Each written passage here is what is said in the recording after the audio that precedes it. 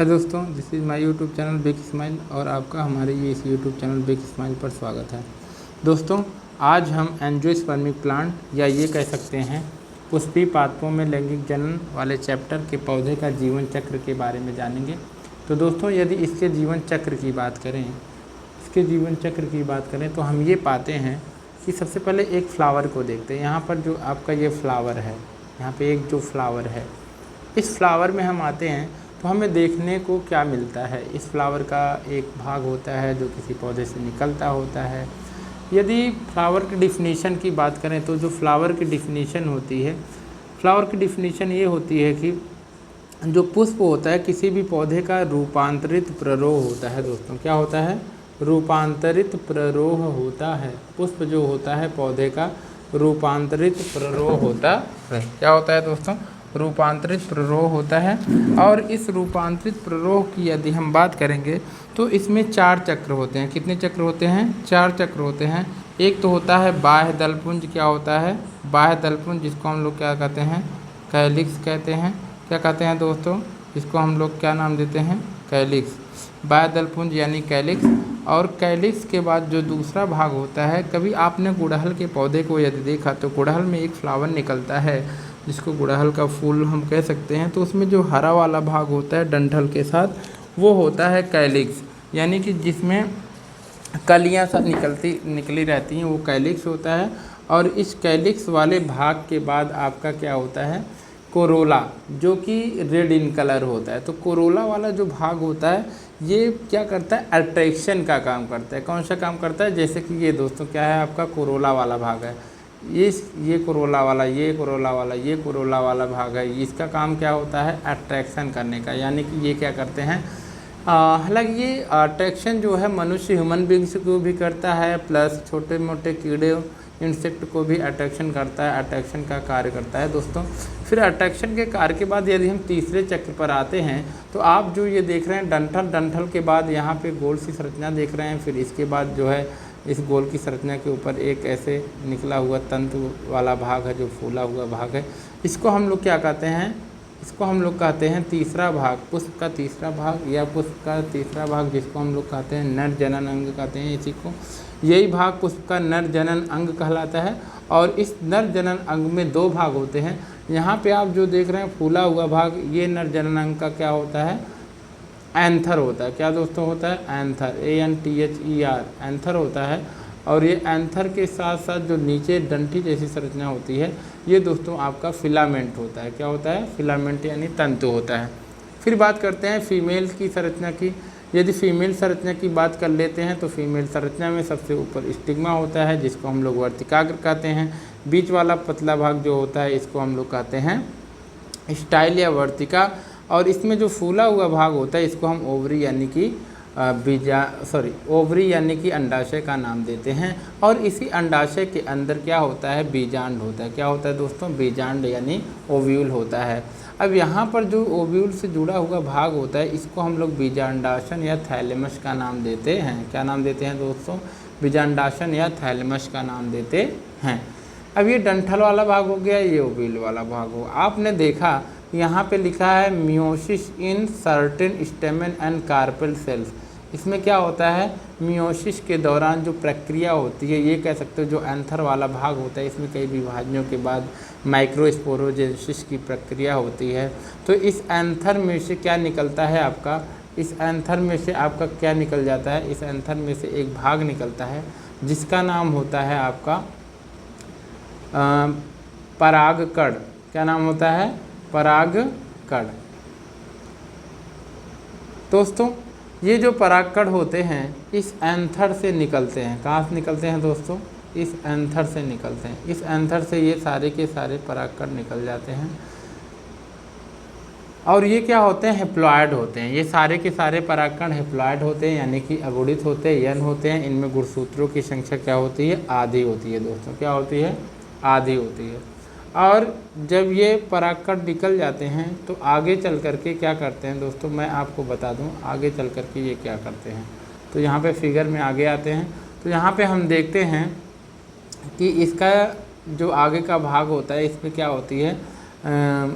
Microsporogenesis की प्रक्रिया के दौरान जब ये क्या हो जाते हैं, डिस्प्लेड हो जाते हैं, अस्फुटन हो जाता है परागकोश का, तो अस्फुटन के बाद क्या होता है, इसमें इसी परागकण के अंदर इसका विकास होता है। परागकण का जब विकास होता है तो उसमें पोलन ट्यूब निकलता है, और वो पोलन ट्यूब के साथ उसमें दो चीज़ें बनती हैं। एक तो बनता है आपका ट्यूब न्यूक्लियस, जो कि बड़ा वाला होता है, बड़ा वाला भाग जो होता है ये ट्यूब न्यूक्लियस होता है, और दो मेल गैमीट का निर्माण होता है। देखो इसके अंदर दो मेल गैमीट होते हैं, और ये दोनों मेल गैमीट हेप्लॉइड यानी एन होते हैं, ट्यूब न्यूक्लियस होता है।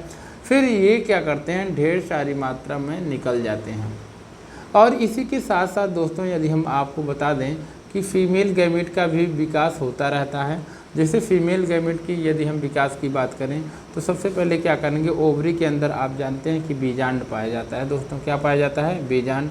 और बीजांड के अंदर आपका पाया जाता है, बीजांड के अंदर जो दोस्तों पाया जाता है उसको हम नाम देते हैं एम्ब्रियो सैक। तो दोस्तों बीजांड के अंदर वाले भाग को हम लोग, इस वाले भाग को हम लोग क्या कहते हैं, एम्ब्रियो सैक कहते हैं दोस्तों। अब इस एम्ब्रियो सैक के अंदर की अगर हम बात कर लें तो इस एम्ब्रियो सैक के अंदर जो संरचना पाई जाती है, एम्ब्रियो सैक के अंदर सबसे ऊपर की ओर 3 एंटीपोडल सेल पाई जाती हैं। यहाँ देखो 1 2 3, ये तीनों एंटीपोडल सेल होती हैं, तथा नीचे की ओर 2 सिनर्गिड सेल होती है, और बीच में क्या होता है आपका एक सेल होता है।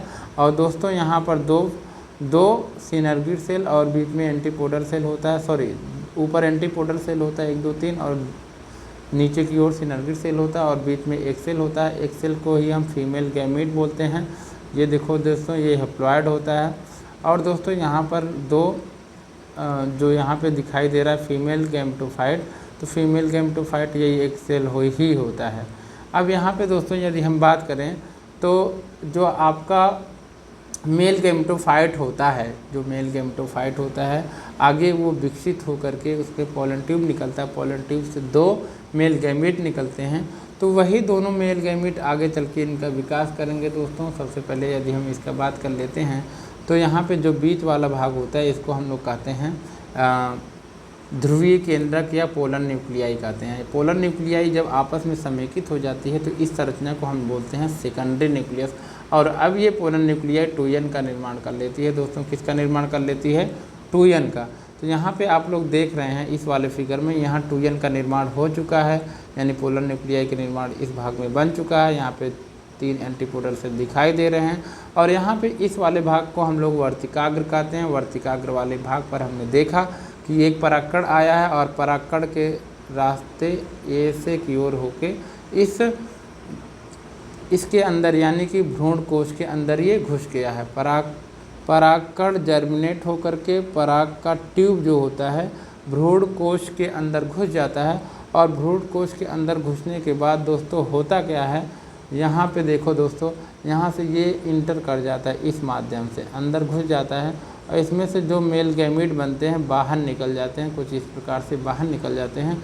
और इसके अंदर जब बाहर निकलते हैं तो इसके अंदर रहते हैं। किसके अंदर रहते हैं दोस्तों, ये आप कह सकते हो कि भ्रूण कोश के अंदर रहते हैं, एम्ब्रियो सैक के अंदर ये चले जाते हैं।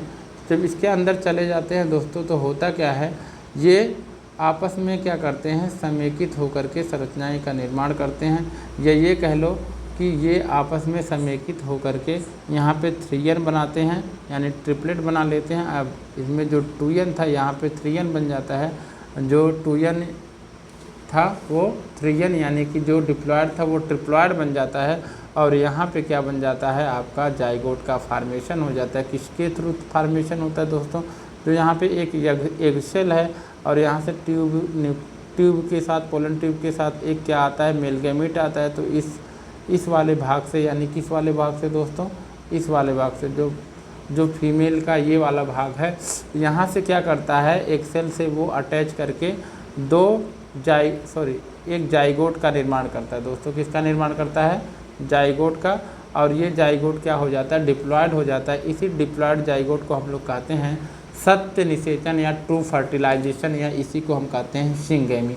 तो दोस्तों जो यहाँ पे ट्रिपलेट बनता है यही आगे चल करके क्या निर्माण करता है, भ्रूण पोष का निर्माण करता है, इंडोस्पर्म का निर्माण करता है दोस्तों। किसका निर्माण करता है, इंडोस्पर्म, यानी भ्रूण पोष का निर्माण करता है। और यहाँ पे जो ट्रू फर्टिलाइजेशन हुआ था, जिसके जाइगोट बनता है, ये भ्रूण यानी एम्ब्रियो का निर्माण करता है। तो दोस्तों एम्ब्रियो के विकास के लिए जो भ्रूणपोष होता है यानी ये वाला भाग, इसका क्या करता है, पोषण करता है। ये वाला भाग क्या करता है, इसका पोषण करता है।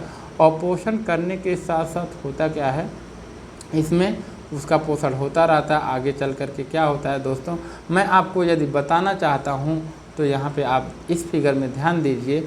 इस फिगर में होता क्या है, इस फिगर में दोस्तों आप लोग यहाँ पे ध्यान देंगे, इस फिगर में क्या होता है।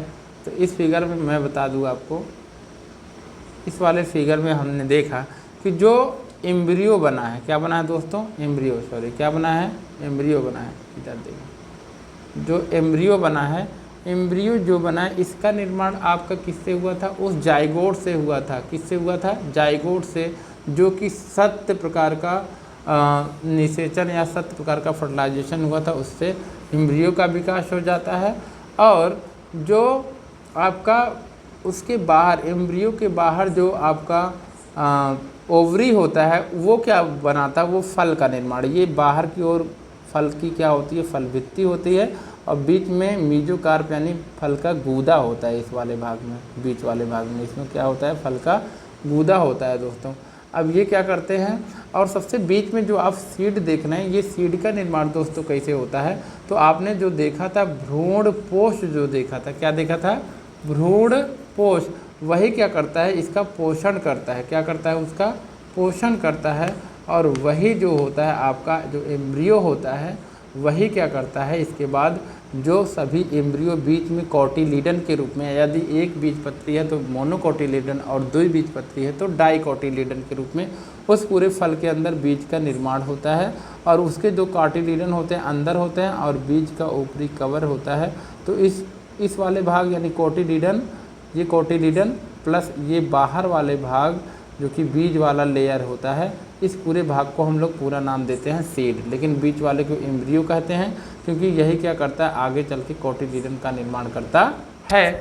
और जो एंडोस्पर्म होता है, जो एंडोस्पर्म होता है, अंतिम परत होता है किसका, यानी कि आंतरिक परत होता है इस सीड का। और जो इसके बाहर की ओर जो लेयर होती है, जिसको हम सीड नाम देते हैं, ये सीड का क्या होता है, कवर होता है। और कवर के बाद जो दोस्तों होता है, ये मीजोकार्प होता है। क्या होता है दोस्तों, मीजोकार्प, इसमें फल का गूदा भरा रहता है। और सबसे बाहर क्या होता है, एक्जोकार्प होता है, यहाँ पे फल का जो स्किन होता है वो होता है। तब हम फल को खाते हैं, फिर सीड को क्या कर देते हैं, फेंक देते हैं। और जैसे ही हम दोस्तों सीड को फेंकते हैं, तो यहाँ पे हमने क्या देखा, जब सीड को हमने फेंकते हैं तो seed germinating growth and development, तो सीड क्या कर देता है, जर्मिनेट कर देता है। यहाँ पे देखो रूट से निकल गई है, फिर यहाँ पे सीड क्या है, 2 चीज़ें बनाती है, रेडिकल एंड प्लम्यूल। जो रेडिकल बनाता है वो जड़ बना लेता है, प्लम्यूल क्या बना लेता है, तना बना लेता है दोस्तों। तो यहाँ पे हमने दोस्तों देखा इस वाले भाग में क्या हो जाता है, आगे चल करके पत्तियों का निर्माण हो जाता है, सूट का निर्माण हो जाता है, सेप्रोफाइट का विकास होने लगता है दोस्तों। किसका विकास होने लगता है, सेप्रोफाइट का विकास होने लगता है दोस्तों। और इस सेप्रोफाइटिक विकास में क्या होता है, पत्तियाँ, तना, और नीचे जड़ है ही, तो जड़ से क्या करता है, एब्जॉर्ब करके उसके जाइलम और फ्लोएम के द्वारा पूरा भोजन वगैरह सब कुछ होती है प्रक्रिया। और फिर यही क्या होता है, आपका पौधा बड़ा होकर के फिर एक फल के निर्माण करने के बाद, फल के निर्माण करने से पहले ही क्या कर देता है, एक फ्लावर का निर्माण कर लेता है। और फिर फ्लावर की ये प्रक्रिया आगे चलती रहती है। तो इस प्रकार से हमने देखा कि एक एंजियोस्पर्मिक प्लांट, या ये कह सकते हैं कि एक प्लांट का पूरा का विकास हो जाता है। Thank you and have nice दोस्तों।